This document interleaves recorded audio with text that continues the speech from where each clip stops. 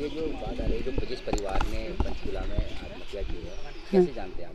वो हमारे पड़ोस में रहते थे किराए पे, और यहाँ 3 साल रहे होंगे, 3 साल वहाँ रह के चले गए थे वहाँ हरियाणा चंडीगढ़।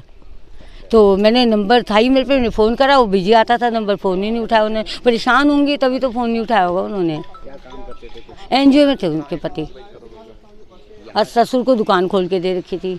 बहू ने तो पेंशन भी बना के दी, माता पिता की, सास ससुर की पेंशन भी बनवाई बहू ने। यहाँ कितने टाइम रहे और कब? यहाँ तो 3 साल रहे हैं लगभग। और चले कब? फिर उसके बाद 3-4 साल वहाँ रहे, 3 साल रहे होंगे वहाँ भी। यहाँ से गए हुए कितना समय हो गया? 5-6 साल हो गए समझो। क्या उस बीच 20-21 सन में गए होंगे मेरे ख्याल से। क्या उस बीच में कभी कोई लोग आते थे, कोई पैसा पूसा मांगने? ऐसे कभी सुना ही नहीं, ऐसी कोई बात ही नहीं हुई, कभी कोई बात नहीं सुनी हमने। बस यही कहा उसने कि किराया बढ़ा रहे थे, हमने इसलिए खाली करा। कितने लोग थे फैमिली में?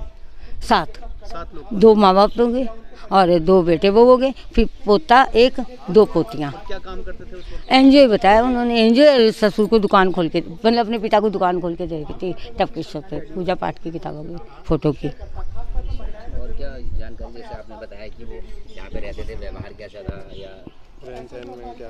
ठीक, अपने में मस्त है, अपने में रहते थे वो। ये नहीं था कि यहाँ बैठ वहाँ बैठ, ऐसा नहीं था उनका। अपने का फुर्सत ही नहीं थी उस लेडीज को।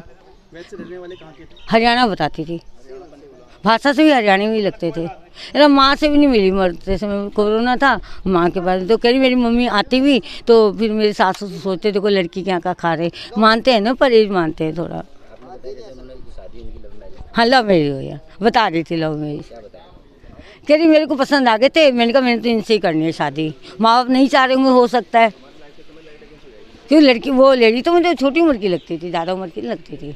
वो अच्छे हेल्दी भी थे। तो आपकी कभी फ़ोन पे बात हुई थी उनसे जब यहाँ से चले गए?